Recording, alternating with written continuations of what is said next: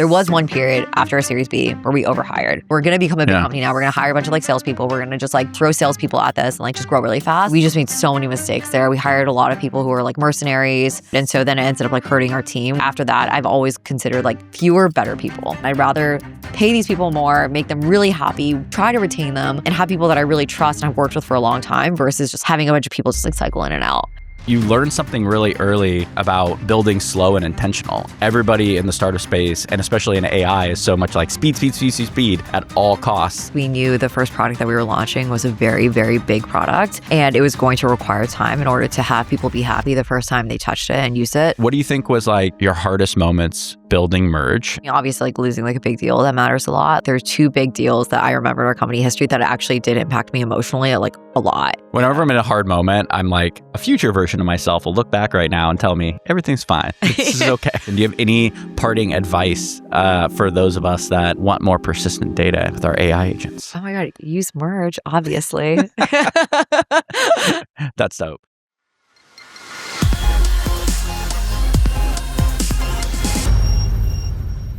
Thanks for coming on another podcast. Yeah, thanks for having me. I'm really excited to be here. Yeah, so my first question, and I just thought it was so interesting. So you started coding at 12.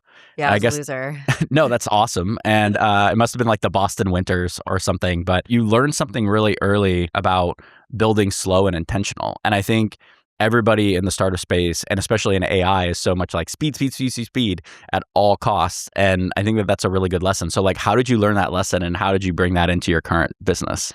I don't think it was intentional, unfortunately. I think it was mostly just we knew the first product that we were launching was a very, very big product, and it was going to require time in order to have people be happy the first time they touched it and used it. Back then, especially because we didn't have a ton of competition, we felt like we could use 6 to 9 months to really just hone in, build our product, make sure we were feeling confident before we onboard our first customer. I think one other thing that was really lucky about that product was we had a really strong vision. We'd done a ton of customer success interviews before, so by the time we started building, it wasn't like we needed someone to like test it and like help us adjust. We knew what we needed to build. And I think a lot of founders don't utilize that stealth period enough. It was really, really valuable. Like no one was messaging us. Like we had no bugs because no one was using the product. We were able to just like hone in, build, and also like really form a bond as a team. Obviously, like a lot of traumatic moments like help bond the team more, but like it was just a really lovely period where we would just like code all day, play some pickleball, go back to coding. It was also like during COVID where not a lot of things were happening. And so all our entire lives were just consumed by the company. So it was just like a fond period of our company journey. This sounds magical. We call that in our company the good old days. Yeah. And I try to have it be like, this is the good old days machine. It's always the good old days. Yeah. But yeah. I mean, sometimes I'm kind of like, oh, wow, 3 years ago, I remember being like, oh, it's over. Like, I'm never going to have like a good old days moment again. And then now I'm like, oh, that actually was like a really good moment. So now I'm trying to be a little bit more appreciative of it. Now it's like the new good old days because it's like future version of yourself will be like, do you still code a lot? I do. I code every day. I think it's like it's almost like exercise. Like it's like really healthy for me to see like what's happening with AI. I try like new tools out. And that also gives me context for what exactly is happening in our product. So if things are taking longer, I'm able to see if there's tech debt and like understand why it's taking longer. So I just think that context is very helpful for me to be a better leader. It's so wild. I've never been a hardcore coder, but I did a lot of like data science and data analytics, and because my background, that's where I played. But now I'm like coding like every day. And so fun. I'm telling other CEOs, you have to keep on top. It's fun. And like we're in a moment in time where a supercomputer will create an app for you. Like that's pretty magical. It's a good way to hold the team accountable. And like you have to understand how fast and where AI is moving. So like as someone who obviously was like coding when you were 12 to now, how much of that has changed in what you're doing? Oh my gosh. I think the learning process back then was just way harder. Like you really had to power through and really find resources to understand why something wasn't working. And you had to just like bang your head against the wall until something worked the way you wanted it to. And now it's kind of like you just tell it like, hey, it's not working. And it'll just like fix it. And then, if it doesn't fix it, you're like, hey, stupid, like try to fix it again. And then at some point, like it will work. And so I think because the learning curve now is like so much like smaller, it's so much easier to just do things. You definitely don't learn some of those experiences or like what could go wrong, but like it's really fun still. You can produce a lot. And like, I think it just depends. It moves like where you find joy in the coding process. And for me, like back then, a lot of it was just like, wow, like it finally worked. Now a lot of the joy is just like producing things and like feeling really proud of like the end product. So it just has shifted a little bit. That's cool. Yeah, I remember I was like stuck on building my Python clock back in the day. For the audience that didn't code, like one of the first early like coding projects or tests was like build a clock in Python, and Python's like a coding framework. And now it's like you can just like one shot with Fable. You could just one shot a whole website, which is that's way better than what you could do too. I don't even know. Good. To be honest, I don't know how like Wix and Square, like Squarespace or any of those companies are like, like how are they still making money?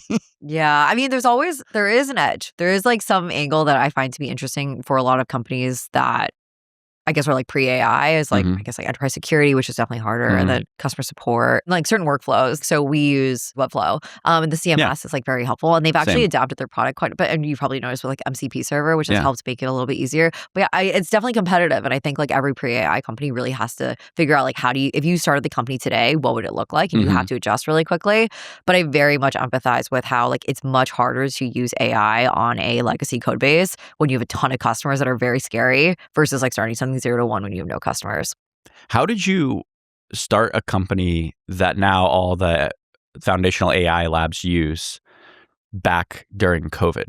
Because that's quite ahead of the curve. Like, how did you know what to build? And that just sounds like the dream product and the dream customers. I wish we had that much foresight, but we definitely didn't. I think back then we were really solving a problem for a different type of customer, which was mostly SaaS companies. And back then, of course, like there's so much VC money. There was a lot of proliferation of SaaS. And what I was noticing was the fragmentation of the space would mean that there would be more demand for integrations because the onus of building the integrations was moving from the customer to the vendor, since the customer just had so much more choice. And so they just wanted the integrations out of the box. But yeah, I think like honestly, we were probably a little bit too early even for the AI space. I think in like 2023 when ChatGPT came out, like I was doing a lot of RAG was becoming really popular, and I was like, we're gonna blow up. Like everyone's gonna need this, and it just was kind of crickets for a little bit. We were really selling mostly to like AI companies or like AI companies with some AI on top. Sorry, or like SaaS companies that had a little bit of AI on top. They needed just like traditional integrations, but I was like, all RAG use cases like need this. Like, why is everyone not coming to us?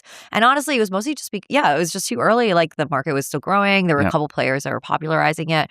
But then of course, like AI search really had its moment like last year. And like context also had like a really big moment end of last year too. And so now it's really great that like the product that we had worked so hard on for 6 years now really has its place in like the AI world. But it did require a lot of adjustments. Like we needed to build categories that were relevant for AI companies. We needed to make sure our product was more AI friendly. AI companies had a lot of security requirements that we also had to like build for. And then we also had to, of course, adjust like our marketing, messaging, and customer support for it too. How did you iterate into all of that? Yeah, I mean, we had to get that first customer to really take a bet on us. There was one AI lab that was that first customer, and like I will always be grateful for them because it taught us so much. And it was definitely not a perfect product when they first used us. It was kind of like we saw where the market was going, and they did too, and they took a bet on us. And we really like built around them. And then after that, because we had that as an example, we were really able to attach ourselves to the other labs too. That's so cool. Were you anchored into a lot of, or are you anchored into a lot of like the research teams and that type of stuff? Because I think to a lot of founders from the outside, it's like, oh, there's OpenAI, or it's like this monolith. And what I've learned from our business is like, okay, the research teams are really different than like the product and application teams. And now there's like teams that are delivering services with forward deployed engineers, and that's totally different than like the research stack. Like, how do you think about like the foundational companies? Yeah, it's something more like the product and applied AI teams. We are very embedded with like the product and applied. Like we probably talk to their teams like every day, and especially their customer support teams. Like integrations just have a lot of edge cases, and like there are questions that will come up from the customer where it's hard for the engineers to know the answer to, and that's where we really can help add that additional support. But yeah, it's not the research teams. They're probably like, I don't want to talk to you. The researchers are so cool. They like are cool. I was talking to a researcher at one of the big labs like a couple weeks ago.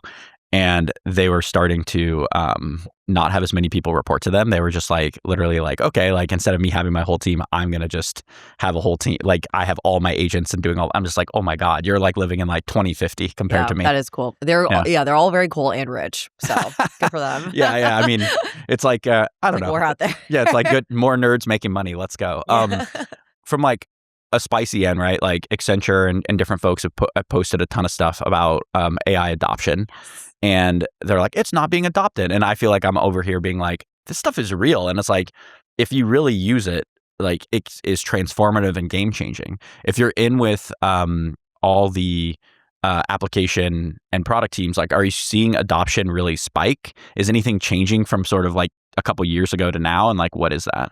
Yeah, I mean, that's what I think the beauty of AI searches is it's very easy for someone to adopt. Like it, and it immediately shows you what the value of AI is in a way where it doesn't require you like modifying your own product. Obviously, like that's like a second frontier that is so magical. It's like when you're able to build new things and also adjust your existing product really quickly. But yeah, AI search doesn't require you to do that. Like internally in your own like company, you can immediately see value and like, wow, like all this context is combined. Like I'm able to like make a spec like out of all this information and like create like analyses. So yeah, it's been exploding. It's been really, really exciting. Like we're seeing like AI search is going to become like a default in every single product. Like every single product that's doing well, now the customer just expects, I need to be able to search across everything, which is really great. But then now, like I think actions are becoming much more important. And last year we really started seeing a lot of that, especially with the popularity of MCP. And so yeah, we're starting to see like that layer become more expected too, which is really cool. Let's say you're at a legacy company that's not AI native. And like my experience, like I worked at a bank and a life insurance company, and trying to find, being a data analyst or trying to find data at those companies, I'd be merging 4 or 5 different tables together. It would take me 25 to 30 minutes. I'd have to check my code. I'd then have to check the data. And then you'd usually piece together a lot of stuff to then infer a data report, or you'd have to like search in a physical file. I remember in life insurance, they'd wheel up a physical cart that would go through a life insurance claim. It's crazy. It's nuts. And it would be from like 1950 to 2005. Like it was that many medical files. And so in that business, there's a ton of human labor that is going and finding that stuff. And with Merge and with AI search, essentially that's all persistent. How would you describe like AI search to someone that's like not in the industry? It's just like your brain. Like you're pulling all the data. Like these are my files from like 10 years ago. These are all my messages from like the past like 10 years. These are all the customer interactions I've had in the past like 5 years only. Here's some of like the transcripts. You're pulling all the information that you would want to be able to search across because there might be something that you might need in the future. After that, you're able to like try to combine the information to find something, or you're able to be pretty like niche and like emotional, honestly, about like what you're trying to look for. So you can be like, I want to find the customers that are most unhappy about this feature. And that's the beauty of AI search, is that it's so powerful, and it's able to combine data from multiple sources in order to return like a best answer for you.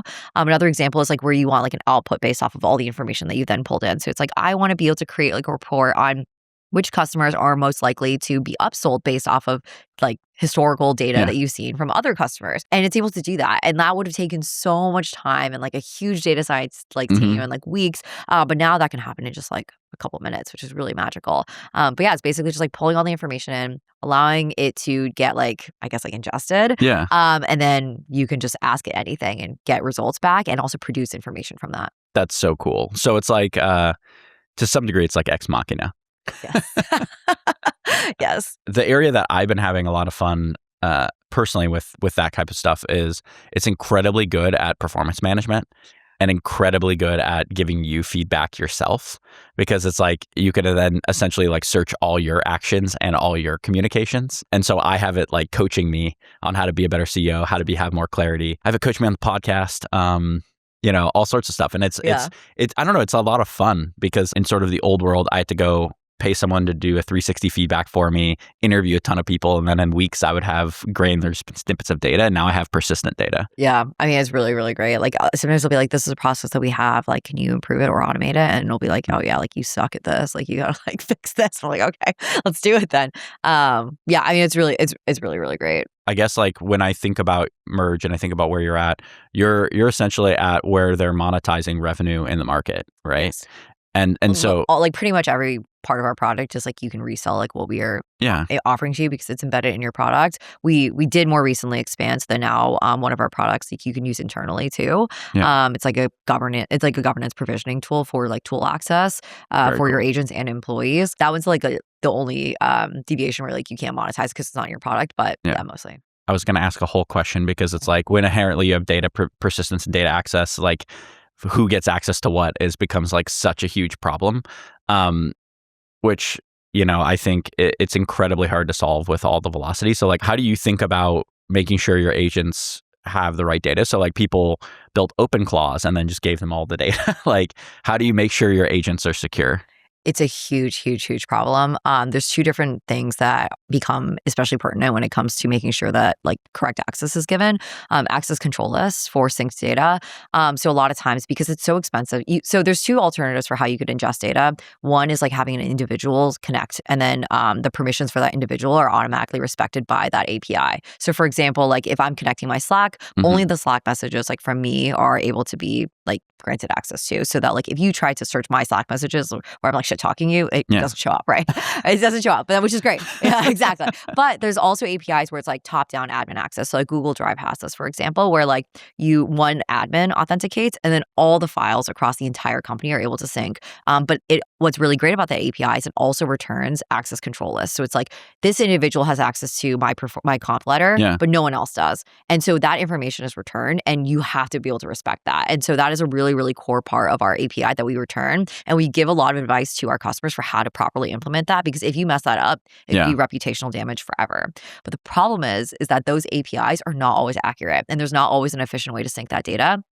So for example, like in Microsoft, there aren't webhooks available, and I think also like the timestamps are a little bit shaky, or there are no timestamps. That doesn't sound like Microsoft at all. It sounds like they would want everyone to access their data off their platform. Yeah. Sarcasm, internet.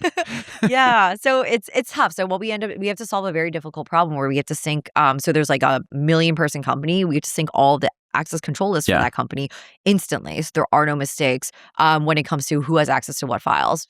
And so that's very, very hard. And then we've also found in some APIs, the data that gets returned is actually inaccurate. Like it'll say, oh, this person has access, but actually it doesn't. So we'll have to actually correct what gets returned from the API based off of other data. And so it's very, very painful. But I always tell my team, like, this pain is like why we're here, like what the value we can add. Yeah. But yeah, that's just the start. And then another part is like agent access. So when it comes to like MCP right now, and also CLIs, a lot of times when there's like homegrown systems, what happens is you just get access to everything. And it's basically, it follows your permissions. But the problem with that is like, if you give like an intern an access to like Salesforce, they could technically delete all of the data in Salesforce with a rogue agent, or like if they don't know what they're doing, they can actually just delete a lot of things and move things around. So what ends up needing to happen from like an IT perspective is like I can't let that happen especially if I'm in a regulated industry. I need to be able to make sure my intern only has read access to accounts and nothing else. Maybe I can give them also read access to users, but I definitely cannot give them like delete access to all of our accounts and delete access to all of our opportunities. And so what we do is like this originally was an embedded product where you could add that in your own product, like, give access to these tools to your customer, blah, blah, blah. Well, we ended up finding that like IT, CIOs and like VPs of like AI really wanted this internally to make sure that they could see what access their employees were given. And they could also see what tool calls were being made from their agents. And so we found a lot of traction there, which has been really exciting. Yeah, this is something that I think everyone building with tons of agents is like constantly thinking about, because you're like, you don't want to accidentally crater your whole business. 100%. Yeah. And the security has become more and more important too. There's so many security incidents that happen every single week. So another thing that we've also added that has been really important is a data loss prevention layer. Yeah. So making sure like no PII, if you want to turn this on, no PII gets sent. So no personal information, no social security numbers, no phone numbers. Yeah. You can really redact that to make sure that no sensitive data is leaving your system with a rogue agent. So to switch gears a little bit, and like my view is we have Salesforce's forward multiple drop from like 20x of free cash flow down to 15. And I think it's probably going to go lower. Like all these legacy SaaS platforms and incumbents where all this data is stored, you're paying them to get access to your data, but they're making it harder and harder to get that data. So like, for instance, Slack is owned by Salesforce. I was building agents into that, and I feel like they're constantly playing games and changing things. And then it's also not like super clear where the data is. And like where do you think from a macro level, the legacy like 1.0 SaaS companies are going who own a bunch of the market's data versus obviously like your product and the future of AI needs all that data? Like what are like some spicy takes that you think are going to happen in that market? So I think a lot of companies, their initial reaction when this ends up happening, when people end up trying to connect to their systems, it's like, let's close it down. I also think there were some mistakes with PR where like some of the AI labs were like, we're going to replace everyone. Like we're going to take over the entire ecosystem. And I think that spooked a lot of people out. But realistically, that's just not going to happen. Like Satya Nadella had like a really great post, but like there is going to be a partnership ecosystem. And in order for the tech ecosystem to thrive, there has to be a lot of different players everywhere. And so Salesforce, as well as like other companies, are starting to open up again. Salesforce has a really great CLI. And like I'm very impressed at how quickly they're able to move to becoming headless. It makes them really sticky. Like it's the reason why they won in the first first place. They have so much data. Everyone builds it on top of the Salesforce marketplace. Like the first thing you do if you're in like the sales ops space, you have to build it on top of them. And that's just made them a really, really powerful player. I think they're still trying to figure it out with like the other products that they also offer, but I'm so long Benioff, it's not even funny. Like I wouldn't want to compete against him. Yeah, I think so. I one time I actually told this on like another podcast, but like we got invited to his holiday party. Yeah. My co-founder and I, and Gil, my co-founder, he flew from San Francisco to New York so we could go to this holiday party. And we had our VCs like email the exec team, and they were like, "Oh, like Shensi and Gil are in New York. Like we're ready. We like want to pitch Salesforce so that you guys can like purchase merch and like use our product." Yeah. And they were like, "Okay." The exec team was like, "Okay, we're ready. We're gonna meet like Shensi and Gil." And then Mark Benioff like never showed up to the holiday party, so we were like, "Oh, okay." So Gil flew out here, like we're waiting, and like the DJ was packing up, and Gil was like, "No, like we need to wait for Mark Benioff." But like to prep for this potential sales meeting that never happened, I ended up reading like all of his books, listening to every podcast, and like I just got so bullish on this guy. Like he really is really good at thinking through like if I started the company today, what would it look like? And so I think he's done a really like as good as he can because it's so hard with such a big company. He's adjusted for the market and where it's going. I think the best CEOs are willing to like almost completely refactor their whole company. And like reapproach and iterate. And Benioff and Zuck are both like beasts in that space. Like I think they're literally willing to like rewrite the source code of their company to get to where they need to go. 100%. Like if it's your life mission to make your company successful and like it's your legacy, like you'll do whatever you can to do that. So which is why I think a lot of like founder CEOs are so powerful. So now that there's not just one foundational model and there's going to be value at the app layer, right? Like Satya's post this week. And Benioff's obviously like iterating a ton to make their product really good. Are essentially like Microsoft and Salesforce and like the classic companies going to be the ones that accumulate the majority of the value in the space? Like what's going to happen? To be honest, I don't know. Because I think things are changing really fast. And I think discourse has changed from it becoming like, okay, like obviously there's going to be a lot in the application layer and it's hard for the labs to be able to do everything well, especially with the application. But the labs are very good at a lot of different things. But it's also interesting because now discourse is becoming more like there's going to be the best model for each task. So it's not even like you have like one best model for every single action and like you just like stick with them. It's almost like the future is obviously multi-model, but then also it's like going to be as granular as like on like a prompt level, which I think is really interesting and like a newer take in the market. Yeah, I mean, one of the more valuable things that we do is we use all the models and they perform very differently on all sorts of different tasks. Yeah, and that's really great for us. So we launched a new product around 2 months ago called Merge Gateway, which is an LLM router and it's a unified API, which was a category that we started.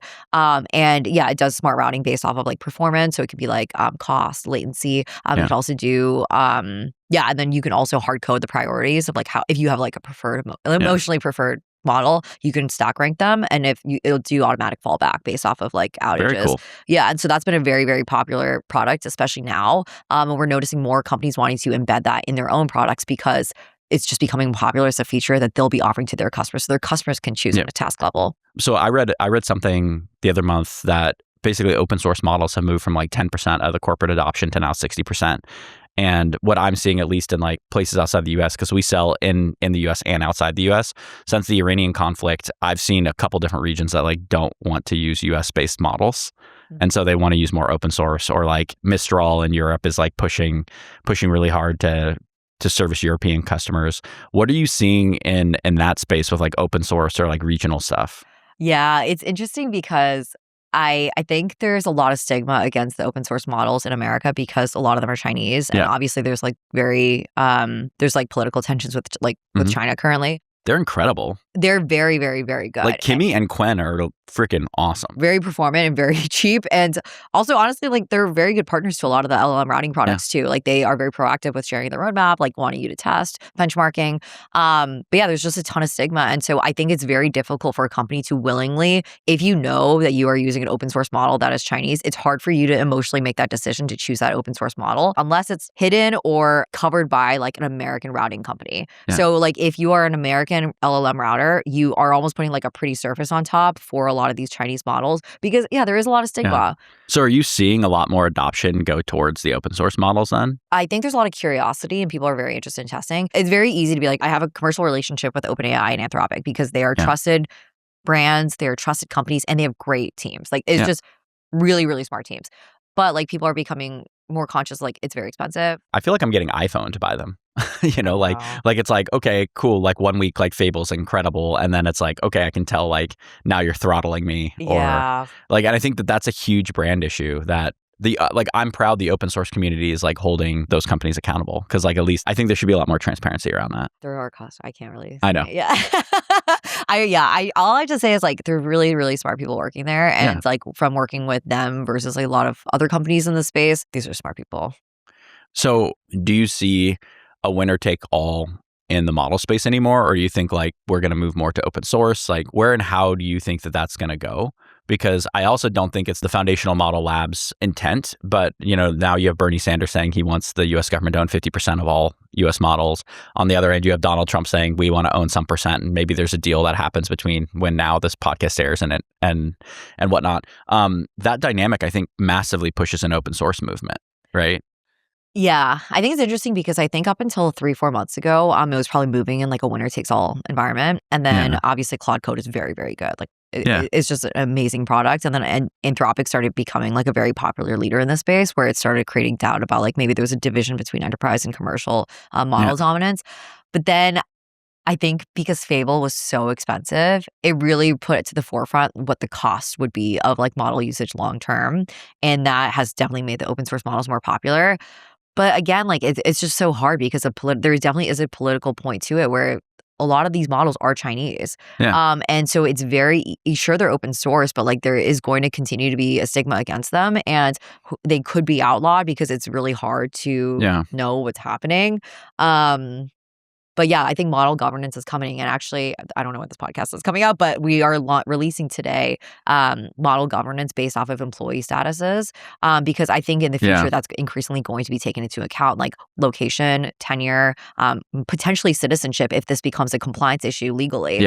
Who knows, right? I mean, what just happened with Fable for those? I mean, I think everybody who watches the podcast probably knows, but for those not, the U.S. government restricted Fable, which is Anthropic's newest model, to U.S. citizens. So like not even green card holders, like U.S. citizens. And that's the equivalent of like a military action or like a Department of War, Department of Defense action for like that's like a stealth bomber. Like in the past, I'd have been like, okay, like you have to be a U.S. citizen to see how like the ceramic tiles on our stealth bombers work, which I think is really, really interesting. And so like you've built a compliance product to allow people to use that because you think more and more governments are going to take these type of compliance actions. I think the reason why this Fable just got banned across the entire United States is because there isn't a good way to do that. There isn't a good way for companies to stay compliant in this way. And so because of that, it's just easier to shut it down. Yeah, when I saw it happen, I was like, if I was the GC of Anthropic, I'd have just been like, there's no way we can comply with this. Like this just has to be pulled until we can figure out how we comply. Exactly. But the good news is like, especially for companies internally, like if you have HRIS data and you do background checks on your employees, you are able to see like citizenship.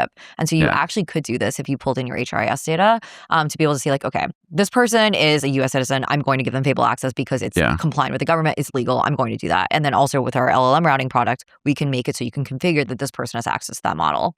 And if this person is not a U.S. citizen, I can give them access to every other model minus Fable. Some of the best engineers I've had on my teams have been non-U.S. citizens, and we have talent like all over the world. Like, what do you think that does to the engineering community and the engineering teams in the long term? I mean, it depends on like what the gap is between access from citizens versus non-citizens. If the gap is huge, then obviously it's like a big impact on like your potential performance. Like if I was forced to use like a model from like 3 years ago every day, I'd be like, AI's not that good. Like I can't do anything. And it does handicap you pretty significantly in the workplace and like your creativity. So if the gap is big, it's going to be very, very bad. But if the gap is not, if it's like, oh, you're like one model behind until we figure out more testing or until we figure out like what security instance could happen with this model, I don't think it's that bad. Okay. I think the security of the United States is like more important. A couple of years ago, everybody's talking about there's going to be foundational models at every country. And of course, that like didn't become a thing. Like, is that going to come back in vogue? And like, can that even happen, do you think? So I was having this debate with a founder last night. He was saying, so he's a little bit biased because he does like training for like models like at each company. He thinks that every company will have their own models based off of like data that they have, and they'll be able to train a model to be more specific to them. I'm noticing more companies doing that. I think my hot take though is like for companies that did that before this year, it was overkill. Like the generic models were going to be better than what you could train on your own for at least until like earlier this year. Next year, I think that could be more true, especially if companies have a lot of specific data. The open source models continue to get really, really good. Each company might have their own little secret sauce. Interesting. So it won't be country-based, it'll be company-based. Like corpos. That's so cool. Yeah. I went deep on my macro AI question, so thank you. But I want to like pop back out. It's like you built a really cool product by going slow. And then you're really focused on the unit economics of your product and building a profitable, sustainable business. Can you like talk a bit about like what drove you?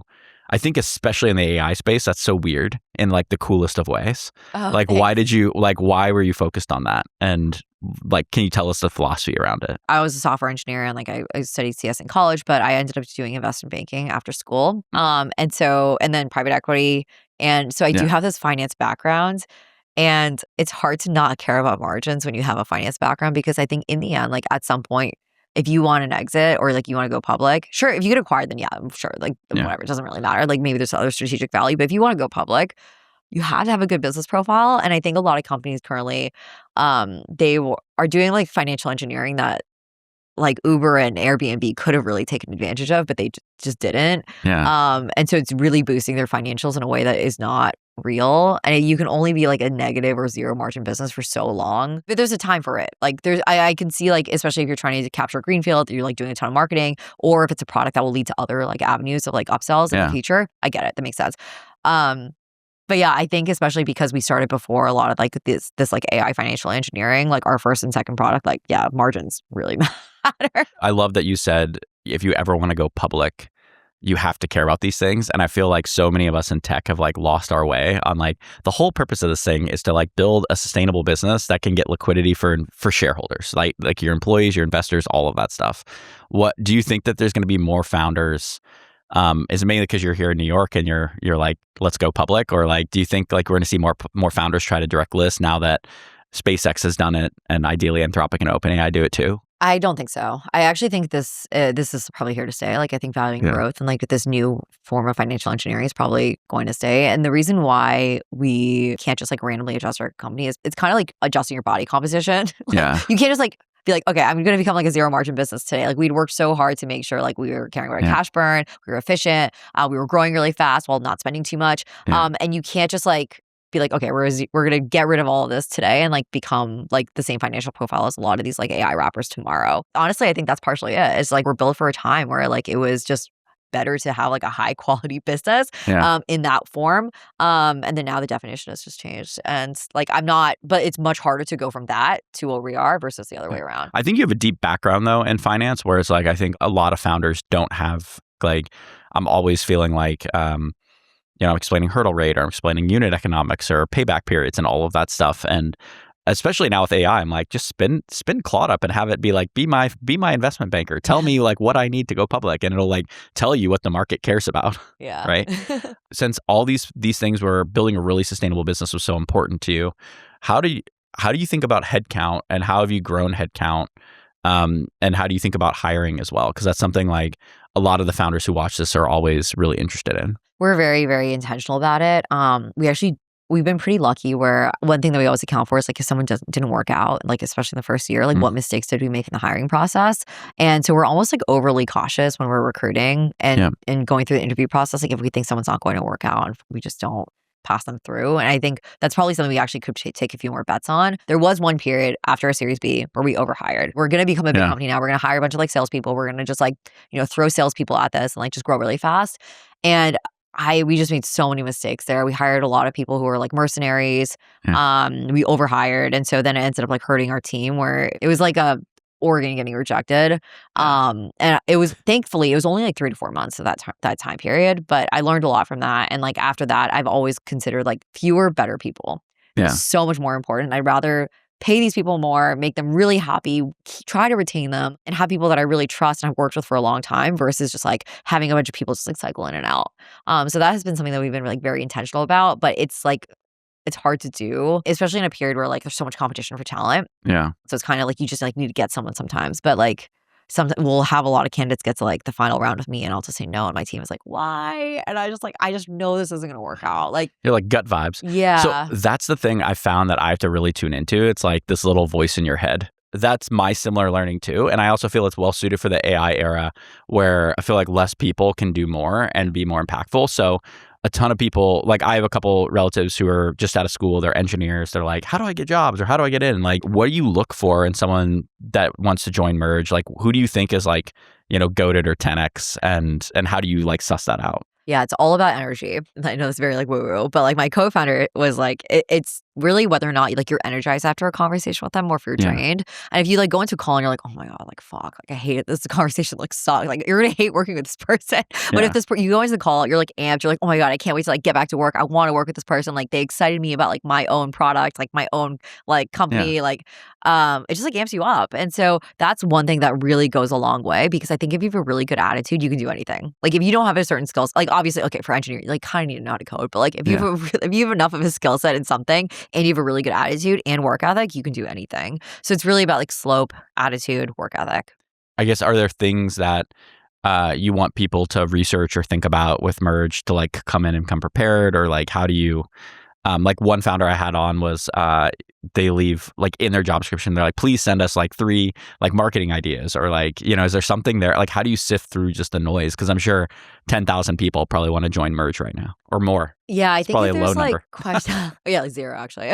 Okay, so if there's like there's a few interviews. So I do a lot of exec sourcing. So when I'm hiring for like an executive team, like I'll handle my own recruiting. I think it's like an important part of like being a manager, and I will do like a lot of outreach, and sometimes I'll go into the call and they're like, okay, so tell me about the company. Like, what do you guys do? Like, blah, blah, blah. Like, what's your deal? Where you live? Like, I'm just like, could have been like one Google search. It's fine depending on like how they do it. There's a way that you can do it. It's like very disrespectful. And it's like, why did I waste like this time with you if you were going to not even do like one lookup before? That's where I'm just like, that's just not going to work out. I mean, that's like, that's good selection. It's usually people from like a very big company. Yeah. And exec roles, Yeah. I get the same thing. To flip gears a bit now to like fellow founders like us. And I like to think about this a lot. Like you're seeing a ton of applied AI data. You're seeing a ton of data out of the foundational labs, and you're seeing how people are using AI every day across all the models. Like that's so valuable. If you're trying to start a company, like what are the things that you think need to be true to build something defensible? I had someone on my podcast recently and it's like, hey, there's no moats anymore. I totally agree with that. Yeah, same. It's like, okay, what's a tech moat? Like you can't really have that anymore. So like what's something that you would build that's defensible, or like what things have to be true to have your company be defensible against like an Anthropic or an OpenAI?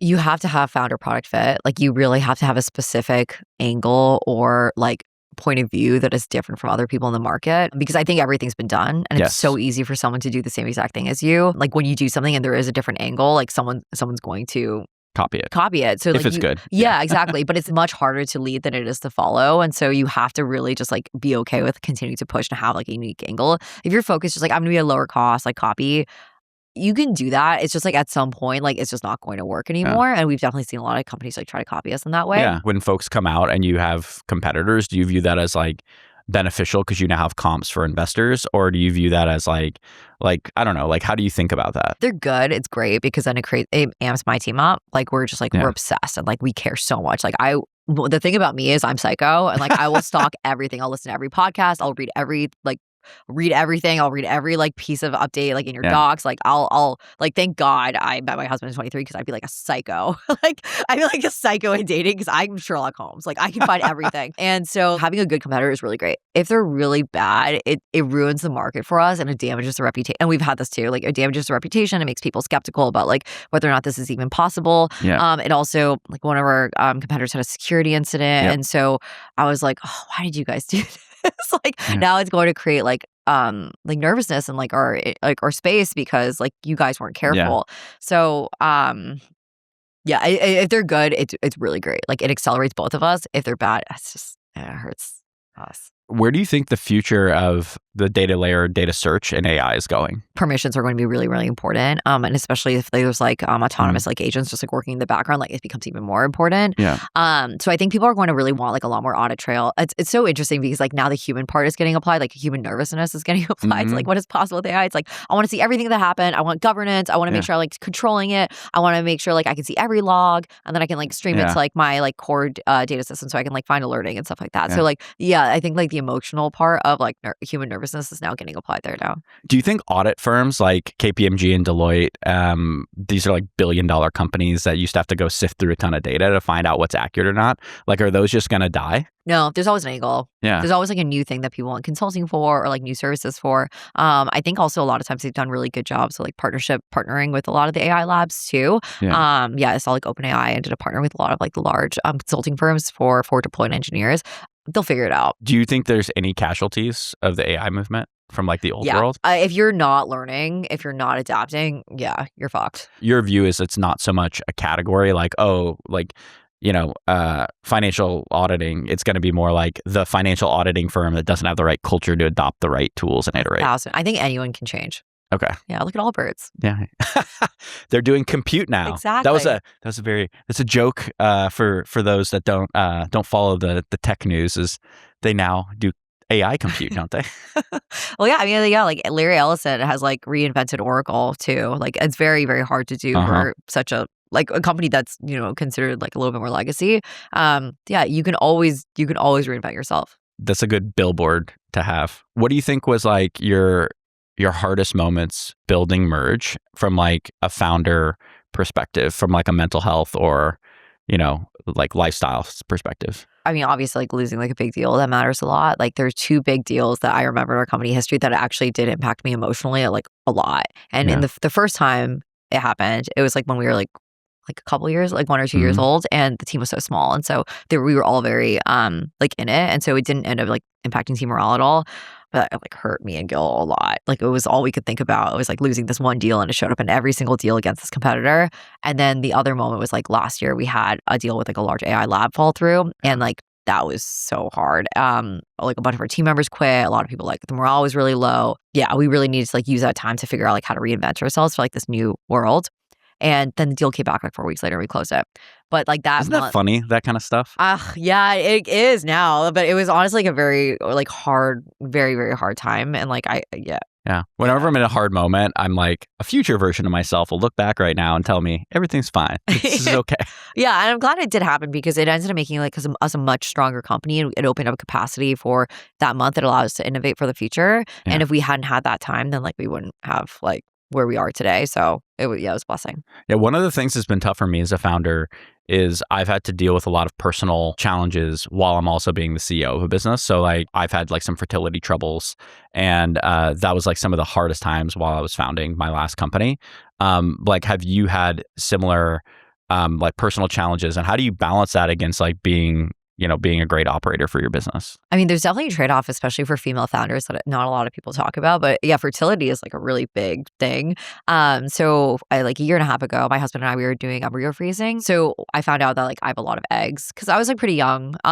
But like the egg quality was really low. So our conversion rate, like I'll just share the numbers. Like I had 20 eggs and we got 1 embryo, and it was like a low quality. It was like not a good embryo. Like it had fertilized in like the last day. And so they were like, okay, you're gonna have to do this again, but you're gonna have to make some really serious lifestyle choices.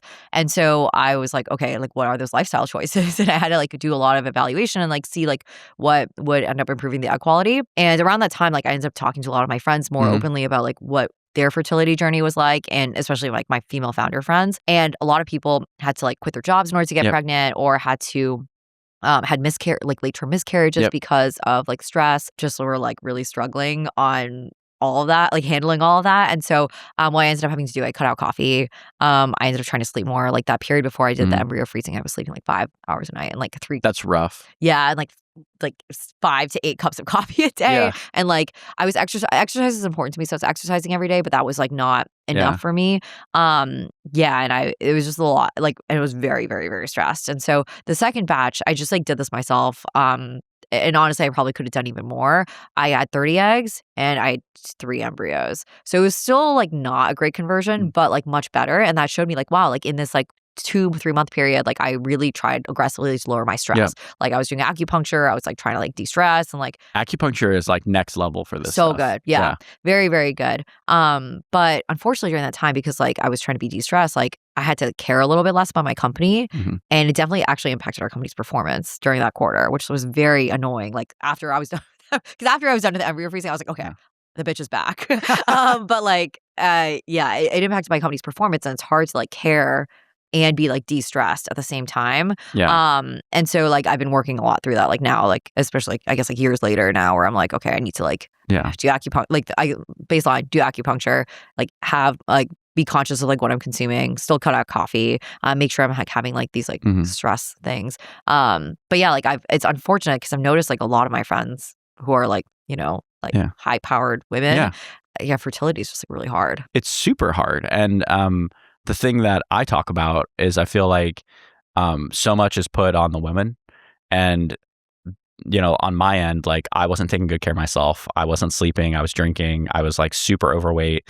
And like now I don't drink, I sleep, I work out, all that stuff. And a lot of like early term miscarriages are like they have studies around it coming from like the male side too. And so like that's something that you know, I love that you shared this story, because I think so much is like if you can get yourself healthy or make your own choices, like you can really change your trajectory on like what you want to do with a family. And I think even if you don't want to have a family, like all this stuff is just more leverage for doing what you want to do, right? Like I'm sure sleeping more than 5 hours a night like helps merge now. I was also kind of like, well, it's interesting because I was realizing like all these things that would help me with fertility were probably good for my health. Yes. You know, like it's probably good for me to not drink like shit tons of coffee and like almost like explode my heart. And like, I'll probably like not like freaking out every night. Like it's probably good for me. Yeah. I mean, like that's all, the other part of this thing is like some of these choices we make as founders medically hurt us like decades later, right? Yeah. Like for years not sleeping good, or like I have really high anxiety.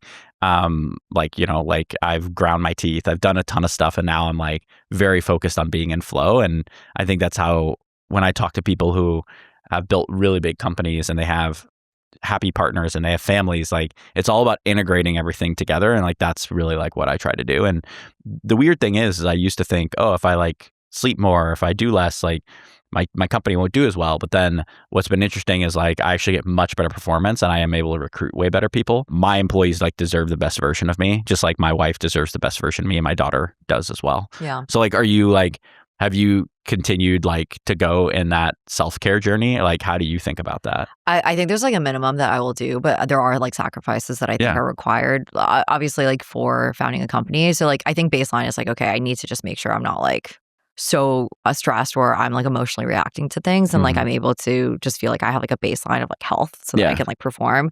But like I will like be honest, like everyone who's like I have to make a lot of sacrifices personally otherwise in order to like for this company to succeed. And did you watch the Corgi founder interview with the Harry Stebbing? I haven't yet. It's actually a very good podcast. Yeah, he's very candid, which I'll check that out. Yeah, I appreciate as a founder. But he said something that I do resonate with, although obviously he's very young, and so he can have a more extreme lifestyle than like what I can at like my age. Yeah. I'm old as fuck. I can't do it, you know? But he's like very young. But he was like, I want to be one of the greats. And so that means like I have to have like I have to make a lot of sacrifices personally. And like I'm asking my team to make sacrifices because we're trying to do something really great. And like I understand. I like very emotionally resonate with that. Yeah. Like I understand like there are sacrifices that you have to make. I think it's just harder at certain ages. And when I was younger, like I could do way more and I could bounce back much faster. But now that I'm like older, it's just much harder. And like I think the ratio of like what makes me happy and like healthy is different from when I was younger. I mean, my end of that, just like people over 40 have like twice the unicorn rates as like younger people. I was a leader in my early 20s, and I'm a leader now. I'm 39. I'm a much better leader now, and I'm able to like kill it for my business in ways that I couldn't before. The trade-off is like, I think if you have more experience, you like it takes less time to know what to do. Yeah. So there was a point like our company where like we had all really young people, and then when it was clear we needed better decision making. Yeah. And that's where we had to hire more senior people, and it would cut down the amount of time required to like slam our head against a wall. Yeah. But like if you're in a point of your company where like I guess there are no good decisions and it's just pure work ethic, I understand like why if that's the phase of your company, maybe you have to do that. But I don't like. I think any of our businesses, and I'm just gonna like take the other end of this. I think any of our, and one of my other companies was Corgi before Corky. Yeah. So I like know his business totally, really well. I think if you think you can create what Elon Musk has done, or Benioff or Zuck or any of these guys by just like, I'm going to dig a ditch and like work 15-hour days and never take a day off, that's just assuming that you can brute force a business, which is just not how any of this stuff works. Like you have to create something that's incredibly valuable by finding, it's sort of like digging for oil. It's like maybe the best founder in the world has a 30% chance of striking oil and like the worst is 5, but like we still have to strike oil. Then it's like, can you pump it out of the ground? Totally. And so like even Elon Musk, he's like on like playing like Diablo 3. Like there's stuff, you need this stuff to have a liminal space to be creative. And I don't, like the early stage founders are like, oh, I can just like put everyone in the office and like we're all making sacrifices and we have to do that to create a $1 billion company. It's like, yeah, of course any of us in tech are making sacrifices. Like I have my whole career, but I do it for my own personal learning. And we're trying to find that really valuable plot of oil and extract oil. And sometimes you might be digging a trench down like not a good part of oil by like overworking. And so like when he came out with a lot of that stuff, I'm just like, okay, like, I don't know. I think that that's a pretty, like, I respect, and I've had founders on the podcast that have really different views than me. Like, I respect that view because it's like, we're all grinding and we're all hustling. But the biggest learning I've had is like actually finding flow state. Yeah. And I think that flow state helps me find the oil. Yeah. You know, but like, I don't know. That's like my 2 cents. Yeah. You've been in this space like so much longer than most of us. Like where are you going next from like a personal growth perspective, but also like a business perspective? I haven't been that thoughtful about it, to be honest. But yeah, like I think like we've launched these 2 new products, and like our first product, they're just growing really fast. And so I think all you really have to focus on is like making sure we're resonating in the market and like how we're communicating about it. So just being a lot more aggressive about marketing, making sure like I'm out there more communicating about it. So yeah, honestly, like I think there was a period where our product, we were a little bit nervous. It was like early, but now we're ready to like. Hell yeah. Yeah. Do you have any parting advice for those of us that want more persistent data with our AI agents? Oh my God, use Merge, obviously. That's dope. So where can people find you? Yes, you can find me on LinkedIn. You can also find me on Twitter. And then you can also find us at merge.dev. Very cool. Well, thank you so much for coming on the podcast. I really appreciate having you. Thanks for having me. Oh my gosh. There we go.